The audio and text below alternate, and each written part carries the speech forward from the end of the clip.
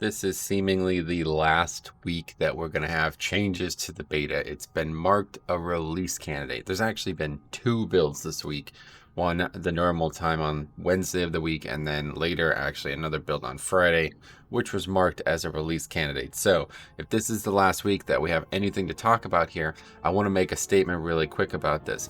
The whole time I've been making these videos to try to help people learn about what the tanks look like in comparison to each other to figure out how they want to approach the upcoming expansion, whether or not they want to play a specific tank, whether or not they want to play one for Raid, one for Mythic Plus, how they want to develop their tanking skills through the class system and through all the other features of Shadowlands going into the expansion. Okay, so that has been the goal the whole time.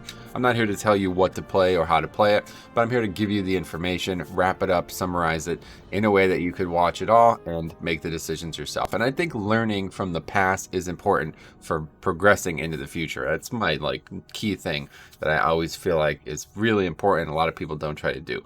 That being said, if the next video is me wrapping this all up, I'm going to be making a giant comparison like the old ones we used to do.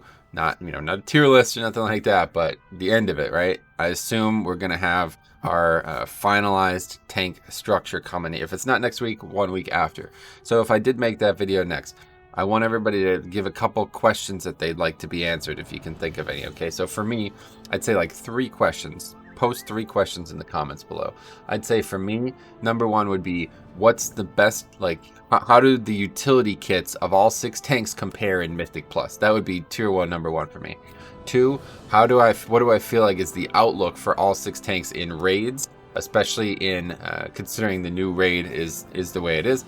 And 3, what soulbinds and what new Shadowlands systems might offer the most gameplay changes per tank. Those would be the 3 questions I would want to ask and I would want to get answered. And it's because, first of all, I do a lot of Mythic Plus, but I also lead raids and tank as a raid leader, so I want to learn more about other tanks. And then also the whole concept of Shadowlands offering a lot of customization is definitely the case, and I want to know what I feel about all the tanks. So those would be my 3 questions. Okay, so anyway, feel free to leave those comments down below.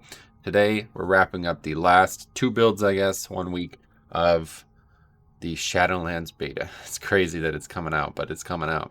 So anyway, there's more soulbind abilities, and one of them is very noticeable. Okay. Let's just read them, because here's one for the Night Fae, okay? Naya. Healing or dealing damage has a chance to grant you a stack of redirected anima. Stacking used to do that. Anyway, redirected anima increases your maximum health by 1% and your mastery by 31 for 30 seconds and overlaps. Stacks overlap. Death's Due.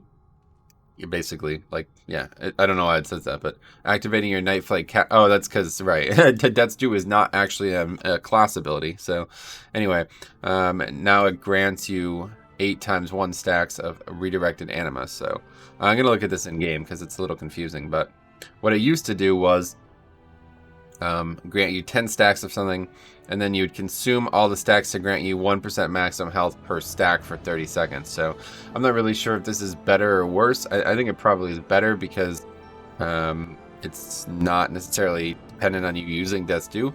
But there's a lot of stuff like this. And I was having a look at these soulbinds here for Blood Decay especially. And I feel like they have some really good ones. So just something really quick. If you didn't watch the streams this week, I just want to show you something. Paralytic Poison.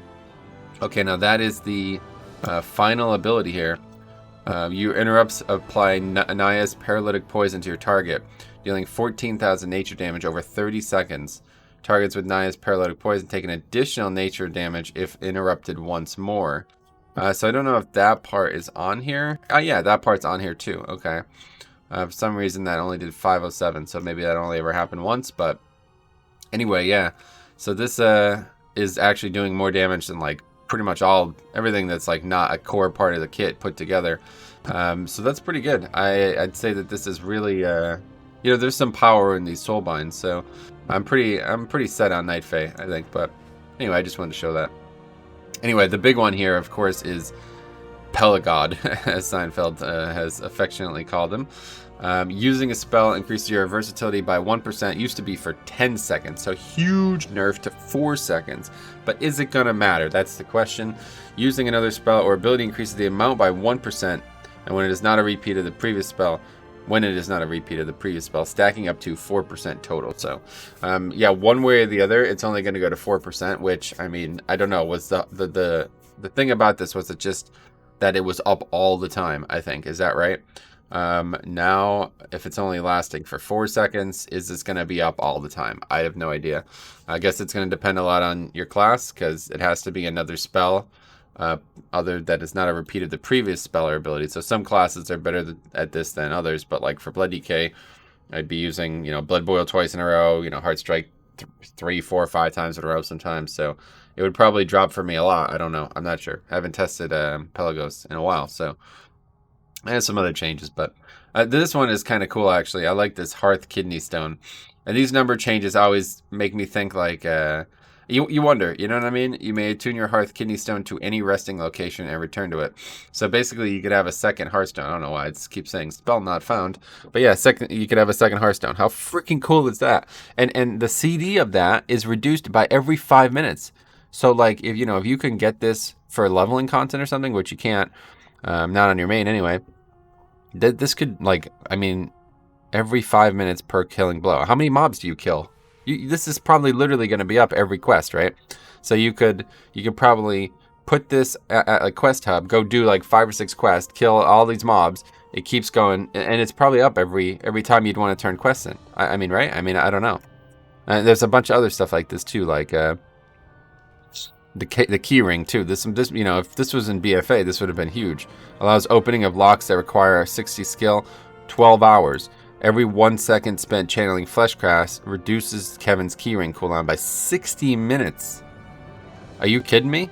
So this is literally going to be up every pack if you just use Fleshcraft, right? Every time Fleshcraft is up. So it's like, okay, yeah, this is going to be, like, imagine how good this would have been for Total Gore, right? Stuff like that. But anyway, let's get on to the actual tank stuff. No changes to DK, really. There's some new Skull Boomer. Okay, Skull Boomer. You know what I mean? Who cares? Anyway, in terms of Demon Hunter, there was some small changes, or maybe big changes, but something that you should definitely pay attention to. Fodder to the Flame. There's a whole post here on it. We'll just read this instead, okay? We changed Fodder to the Flame in this week's Shadowlands beta build. That's definitely what you want to see 2 weeks before the expansion comes out. The primary feedback we received concerning this ability was the constraint of the demon pool, particularly for Havoc. Though it is a considerable limitation to the ability, deciding where to place its benefit is a huge characteristic of the ability compared to other covenants. But we realize that Demon Hunters do not want to be confined to a specific location for a long time. So we're shortening the duration of the pool and limiting its benefit to a damage reduction while increasing the offensive benefit of the Demon Soul. Thank you for your feedback. So basically they're like, oh, you guys are really like ADHD and want to move around a lot? All right, we're just going to make the ability even worse. I mean, that's the way I read it, right? What else does this even mean? So here's what they actually changed. Let's see if we can't get the spell diff up, though. I don't know why it's doing that. Change log. So here's what it used to do. Yeah, here's what it used to do. Maybe we should go back a few builds. This is probably what it used to do, right? Yeah, okay. So it says, commission a duel to the death against a condemned demon from the Theater of Pain. That's a dungeon. Vanquishing your foe releases its demon soul and creates a pool of demon blood that lasts for 30 seconds. Fighting within the pool increases your attack speed by 10% and reduces the damage that enemies deal to you by 10%. That is what it does, right? Maybe this is what it did. Well, at one point it was fighting your attack speed by 20%. Anyway. Commission a duel against the condemned demon from your Theater of Pain. Vanquishing your foe releases an empowered demon soul and creates a pool of blood for 15 seconds, reducing the damage enemies within the pool deal to you by 15%. And Fleshcraft treats the condemned. This is actually kind of a more important thing than people think it is, because this is actually, I think this could be good for tanking. And the problem is, like, now Vengeance has like 4 amazing ones, right? Like, so it just got buffed for tanking, like, by a lot. 5% damage reduction is pretty nice. And then, of course, like, this is a bigger deal than people think it is, because this means you can just spawn a huge shield whenever you want. And this could be really big on a raid fight. Like, think about a raid fight where you're just standing still for the whole time anyway, you know what I mean?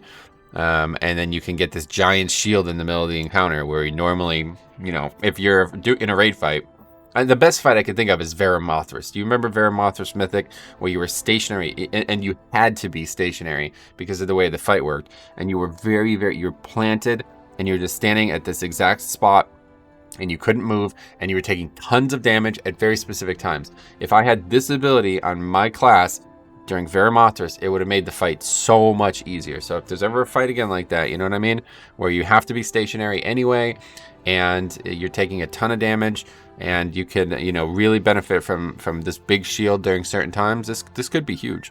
So I don't know. So let's recap what Vengeance Demon Hunters had happen to it. Okay, they used to have, which, you know, me and Jix still love, the vent their ability as like their only option. Okay, at one point it was just miles better than all the other ones. Then they buffed the hell out of the Kyrian one.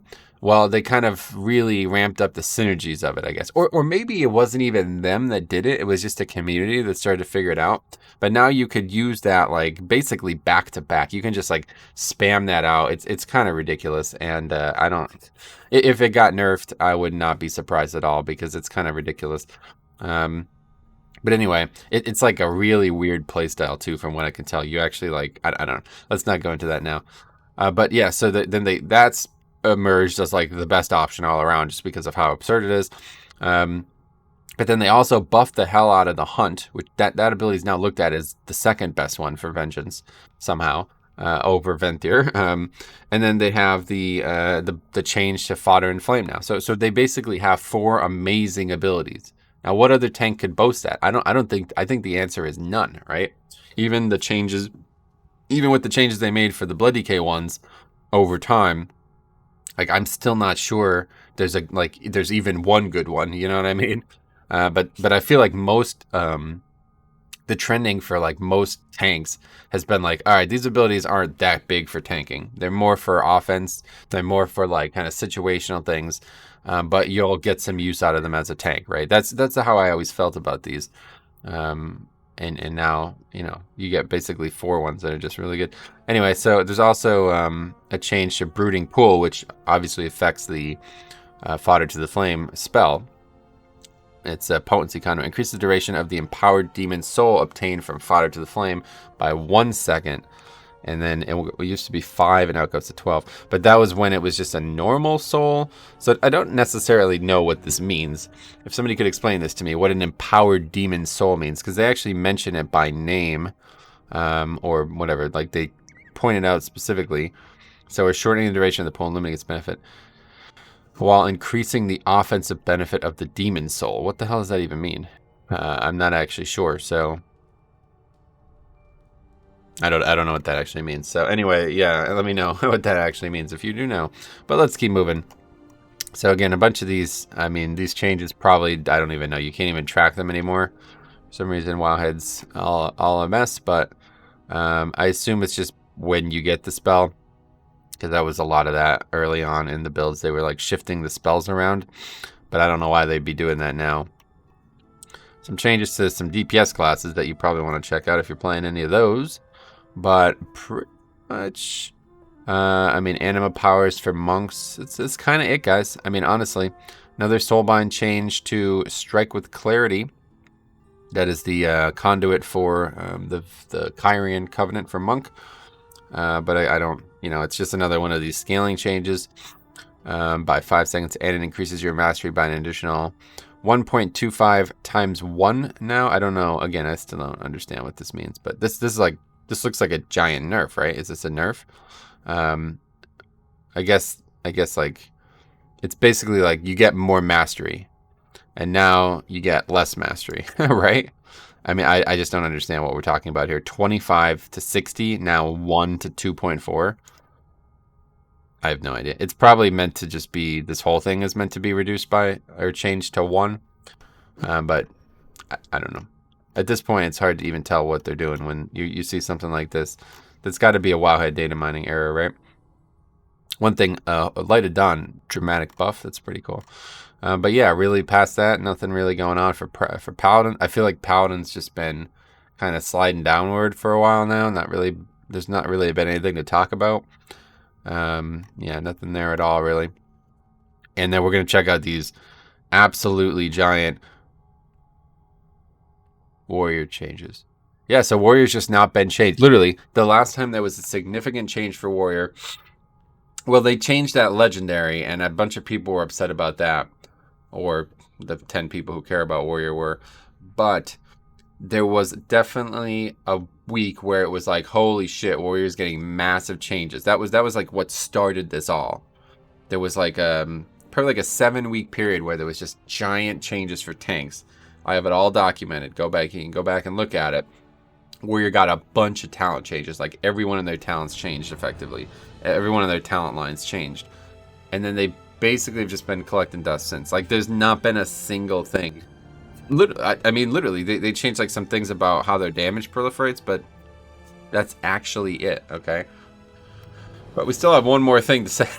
One more thing to take a one more time. They're going to change Echo of Eodar. This is now the 4th time. Actually, I think it might be the 5th. I think it's the 4th time in 6 builds if we're counting the final build here. One more change to it, okay? I mean, we got it. This is just kind of ridiculous. Let's take a look at the actual thing here. This has changed more times than I've ever seen something change in such a period. So if you didn't follow it, it used to be like basically like a support legendary. Like you wouldn't really get a lot of benefit from it yourself, and then you would give a fair amount of benefit to others. That didn't work out.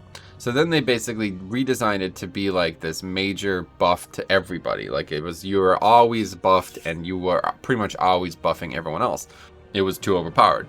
So then they nerfed it, they changed it a small amount, and now it's been changed again. So last week, presumably, it's healing, 5% damage and healing. Wait, actually that might have been what it was previously. Yeah, this is it. This is what it was. Okay, so it was like a 10% buff, but it's only going to be up 10 seconds every minute or something like that. So not great. And then it can send an echo of your familiar to 3, increasing their damage and healing by 5% for 10 seconds as well. So it's like way worse, approximately 1 proc per minute. Now they changed it again, okay?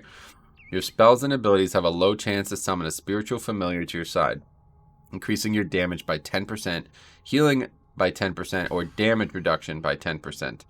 Or 10%. For 10%. By 10% for 10 seconds, sorry. Based on your roll. This effect is duplicated up on 3 nearby allies at 50% effectiveness, preferring allies with the same roll. Okay, so now it's changed again massively, all right? So let me try to what this means, okay? So it went from just being this passive legendary that was like really like at first it was terrible, useless, nobody was ever going to take it. Then it was like best in slot for everybody, basically. 5% flat damage increase. Then they made it like a 10% proc, like a good sizable damage increase for you and a couple other people, but it was a proc and it wasn't up very often. Now it's a proc and it could be good, but more so it's like a proc for your group, you know, like for your role effectively, okay? Because provided you're not playing a tank, it's always going to buff the damage. Like if you're a damage dealer, it's preferably always going to buff the damage dealers. I don't know exactly. It says just up to 3 allies now. It doesn't say 3 nearby allies either. So presumably anybody in your group that is a damage dealer will probably get this buff. I don't know exactly how it's going to work, but so yeah, they'll get 5. I don't know why it even says at 50% effectiveness. They should just say 50% of 10%. I have to confer with Jix, but I'm pretty sure it's 7.8%. No, I'm just kidding. It's 5%. So they're going to get a 5% buff every time it procs. But again, it still presumably has a 1 proc per minute chance, which is not great. It still says have a low chance. So I assume they haven't changed that part. It's not on here, seemingly. But anyway, a 10% damage buff if you're a DPS, a 10% healing buff if you're a healer, or a 10% damage reduction. Now, wait a second. Now, that's a lot better than a 10%. Now, for Blood DK, obviously, a 10% damage and healing buff was huge, at like regardless of what state this legendary was in. When that proc, that was a really big deal because it double dipped, especially with leech and all this other stuff. So, but now that it's just a flat damage reduction, and it says it prefers allies with the same role. So like I just don't know what to even think about this, because like, okay, a 10% damage reduction for 10 seconds every minute, like, is that good? I don't know if that's good. I think that might be our best legendary again. Like, honestly, I have no idea. But it's always going to also buff the tank too. So if both tanks are wearing this, like in a raid fight where the tanks are both taking a lot of damage, I don't know exactly if there's one yet, but in the past there's been a lot of fights like that where, think the boss right before Jar, I can't remember the name of it. The tanks are like linked together. You know what I mean? So like if you basically get 15% damage reduction for 20 seconds, right? Because that's what it would be. 15% damage reduction on average. Well, it would, no, that's not right. It wouldn't be like that, of course. It'd be like 7.5% damage reduction on average for 20 seconds. That sounds like that would be the best option, right? I have no idea. But anyway, it's interesting. It's more interesting now, I guess. But I just can't believe how many times this has changed. It's honestly kind of ridiculous. So, and then they changed Arcane Heart. They nerfed it, so now it's a lot better, which is, thanks for doing the hard work there, Blizzard. But anyway, yeah, professions too. A lot of changes to professions, and we're going to talk about one really big one. Okay, they've been changing a lot of what you need to craft some of these things. So you see, Shadowgas Arm Guards, right? These are the legendaries. Okay, it went from 35 ingots to 19. All right, so I don't know. They're probably trying to make these a lot easier to craft, and it's probably just going to end up being a nerf to professions overall. But there's some more things to keep in mind here, okay?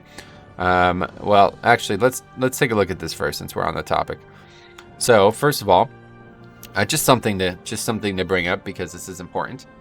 You cannot use codex anymore from old expansions. I'm going to show you this right now. Blizzard gave me these. They no longer work.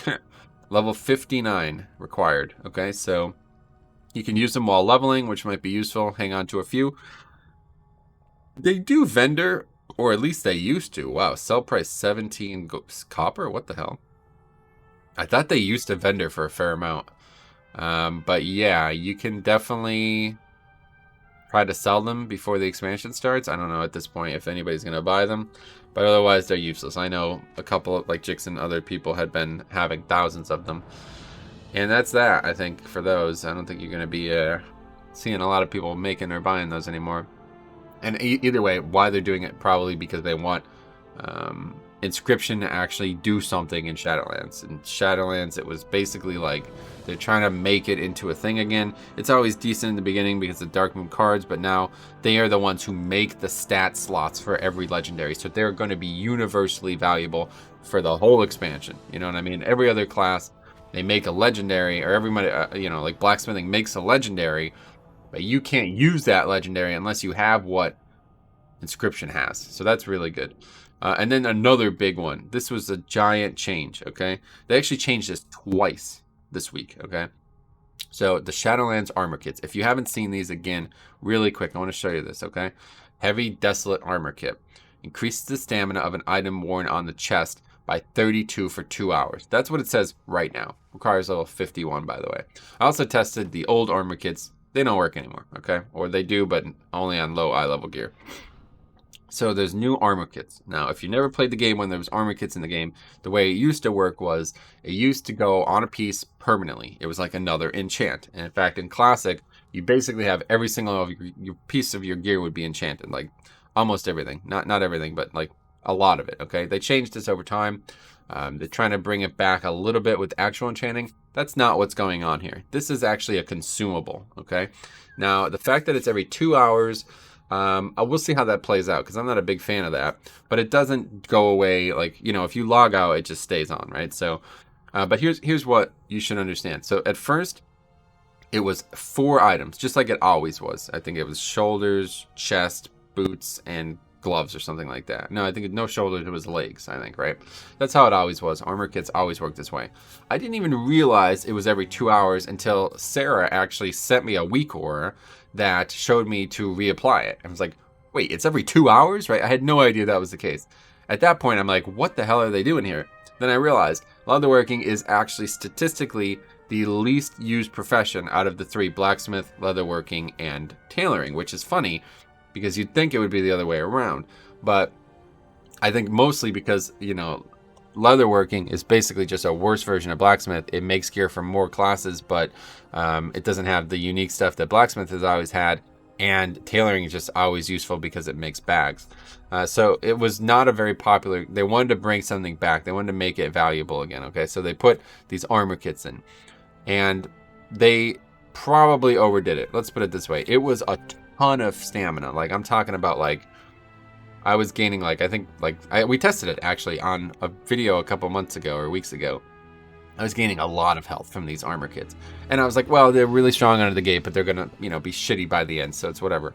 But you're, like, not getting those as a damage dealer is, like, fucking dumb. Like, really dumb. Like, you're going to be dying because you don't have these on, right? And there's going to be a lot of deaths in, you know, mid-tier groups where that's the case. It's kind of just not acceptable, right? So what they did was, earlier in the week, they nerfed them. They just made them way less. It was like, all right, well, we don't want people to feel like they have to keep buying 4 very specific items or using them on 4 very specific items, and then if they don't, they're going to be nerfed, right? So instead, they made them all 4 combined to what 1 used to be. So it's like, all right, well, now you only need 1 item, basically. You know, you only get the strength of 1 item, so it's going to be less valuable. So if you don't have it, you're not going to be, you know, whatever. That didn't work out, I guess, for 3 days. So then instead they nerfed it. Well, they like undid the nerf, but then they made it so it's only on 1 item. So one way or the other, I'm pretty sure anyway, it's way worse than it was. But it's basically 4 times the materials.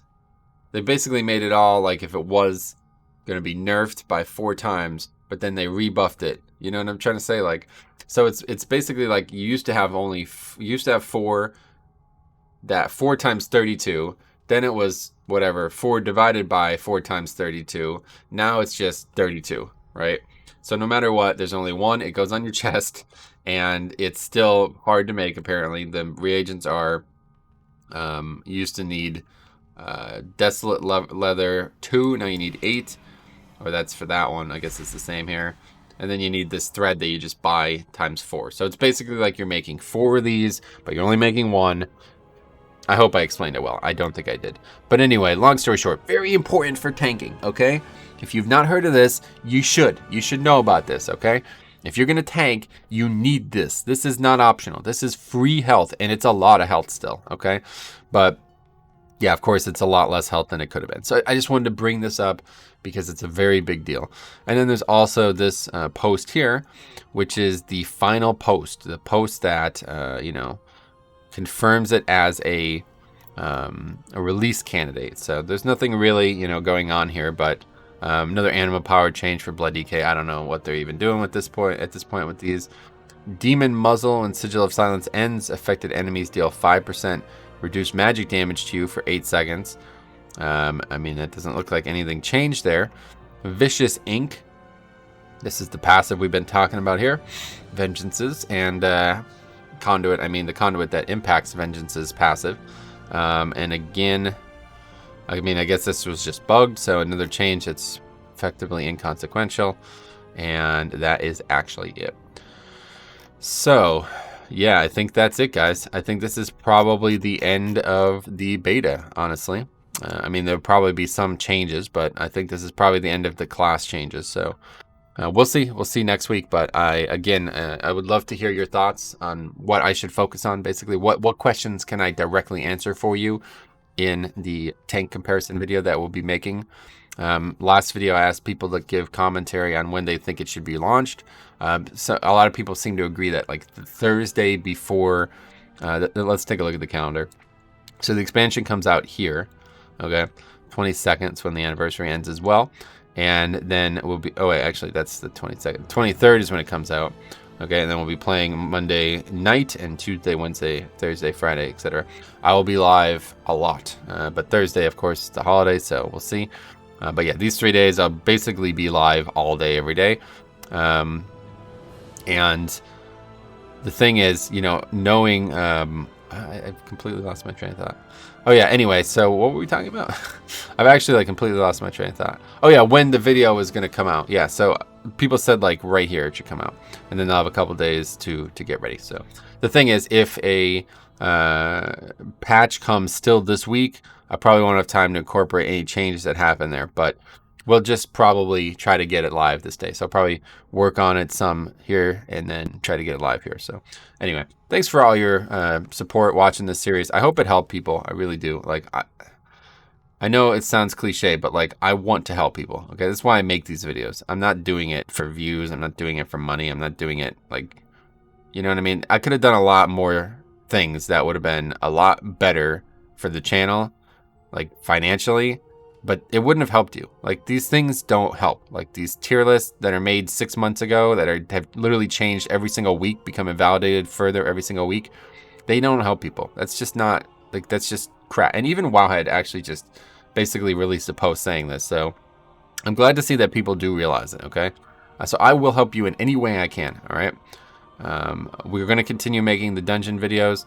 I need to keep working on those, but again, those are iterative. All right, that's not one dungeon guide and that's it. It's not, you know, there's already a lot of the stuff I said in those videos that has been changed, so I will be updating them as the game progresses. Okay, but anyway, thank you for watching. We'll see you in the next one. Leave your thoughts about what you'd like to hear, and a good chance that the next video in this series is going to be the final one, getting us ready for the launch.